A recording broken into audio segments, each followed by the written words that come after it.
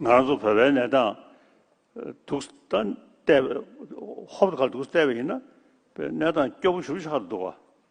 저기 이내 창조고 성도 동의가 다 상도도요 봐 경의 창조로도 교시셔서 충분히나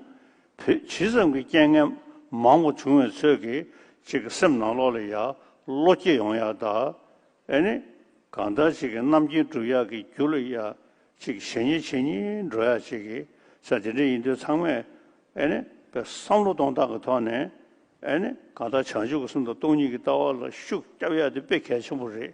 아니 경의 창조로도 교시셔서 주나 아니 맞아 강의 상황 세토리. So I can also share with you that by engaging in this kind of inner development, and particularly focusing on wisdom and compassion, it really can help increase our courage as well. For example, in the case of my dealing with the current struggle and situation of Tibet, if you think just only about it from a narrow angle, you can lose your hope. But if you look at this crisis and look at this current situation from the broader perspective of the courage that the cultivation of bodhicitta and compassion gives you,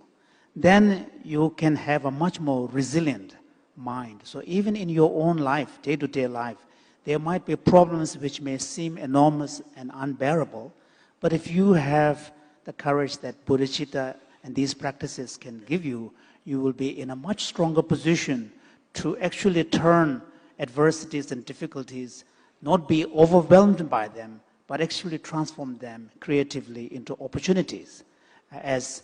sort of further,